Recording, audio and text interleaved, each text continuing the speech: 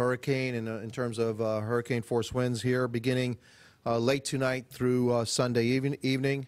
We are now experiencing tropical storm force winds. We expect that to continue until the early morning hours of Monday. We want everybody basically to stay inside. There's no reason to go out, as the Senator Rubio says, don't be that guy that gets hit by a tree or some other flying debris and lose your life. There's no reason for that. There's nothing open. There's nothing open to go to anyway. So please stay inside. Weather conditions are going to be deteriorating, as I said. We've already experiencing tropical storm force winds. That will continue for about 36 hours. We can expect hurricane force winds to arrive here sometime around 4 o'clock in the morning on Sunday and continue till Sunday evening. Some things that are common sense if you are out, and we do not encourage it. As a matter of fact, we discourage it. And you run across or come across a down power line, always assume that it's hot. Don't come close to it. You can report it. Absolutely never touch a down power line. Assume that it's hot. If you come across a traffic light which is malfunctioning, always come to a stop. Assume that it's a four-way stop. Look both ways before you go. Shelter update. We have 42 shelters open. One is a special needs shelter. 16 now are at capacity. 28,936 residents are taking advantage of our shelters at this time. As again, we have the capacity for 100,000 residents. Florida Power and Light is reporting that 35,210 homes have already lost power. They are beginning to shut down their repair operations as these winds are starting to pick up, and it becomes dangerous for them to be outside. So if it's dangerous for Florida Power and Light, it's dangerous for the residents of Miami-Dade County.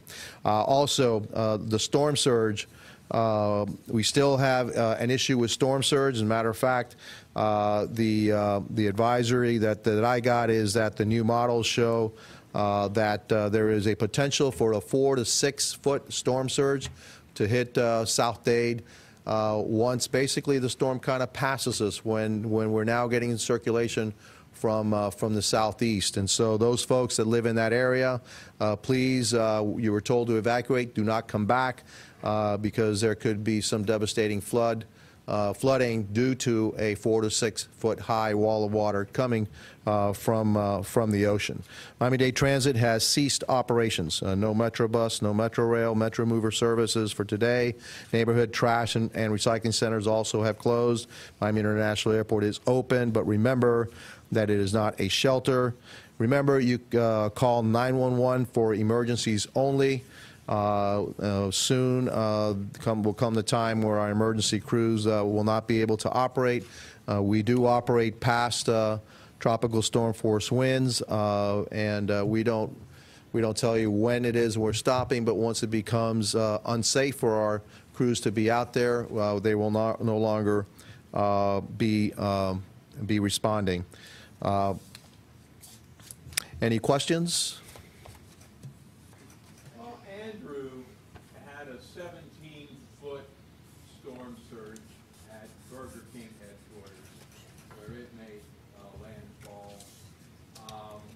I live very near there and did not get water in my home. Why are we worried about something catastrophic from 4 to 6 feet? Well, 4 to 6 feet is about that high, which means that you can easily drown in something which is 4 to 6 feet. I don't know the particulars of your particular home. You're probably higher than 17 feet, so you were very lucky that you stayed in your home and nothing happened to you. So maybe you knew that your elevation was 17 feet. There was indication there was going to be a storm surge in Hurricane Andrew, and so some people felt 17 feet.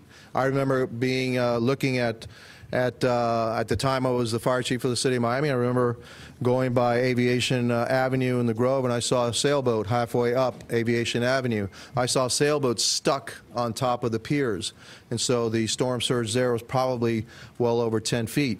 Anybody stuck in that, I think would have didn't have a good chance of survival. And so yes, 4 to 6 feet, we consider it to be life-threatening. And so we ask you to evacuate. That's the reasons why we ask for all these evacuations. So can you put that in perspective, 4 to 6 feet? Like is it 6 feet, I'm 5'10", so I'm here, okay? Just two questions would be, when's the last time the Miami area faced 4 to 6 feet? And then what was the context of that forecast? Is that the worst that could happen? That's probably what's going to happen? This is again, the forecast is based on the intensity of the storm and the direction of that the storm is coming from, and there is a 90% probability that it will get to that height or less. There is a 10% probability that actually could exceed that height. So that is how we based our decisions, based on what we consider life-threatening storm surge. And so there is life-threatening storm surge in parts of South Dade still in the model as Hurricane Irma comes our way. Also, it's indicated that Hurricane Irma is now strengthening again. So the closer that she gets to us, the stronger that she is getting. And so right now I believe she's at 130-mile-an-hour winds.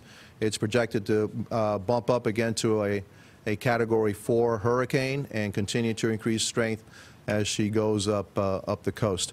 And so Irma is still a very dangerous storm, and it poses severe threats to the residents of Miami-Dade County. Again, the message is we're starting to experience tropical storm force winds. Please stay inside. If you run across a power line, consider it hot. If you run across a stop sign, if you're outside, or a traffic light, actually, if you're outside, please consider it a four-way stop. Use common sense, stay inside. There's really not much going on outside. Everything is closed, so enjoy your friends, enjoy your family, and then stay inside and be safe. Any other questions? Does that mean if I've been on the waffling on the edge, gosh, do I go to an evacuation center, one of the 30-something that are still operating or not? Does that mean don't go? No, it doesn't mean if you're in South Dade and we in the red zone for sure, okay, and you're still there, I'd say you need to evacuate, because we still consider you to be in danger. We still consider you to be subject to a 4 to 6 foot storm surge. So I would urge you to go to a shelter and evacuate the area, especially zone A. Zone B will have less flooding, and Zone C will have less flooding according to the models. And that's how how it's all broken down, and it's broken down really by elevations and distance from the coast. Also, I want to announce that that Miami-Dade County offices will be closed on Monday, so all non-essential personnel will not be reporting to work, and so we'll obviously not our libraries and parks and other services will be closed during that day.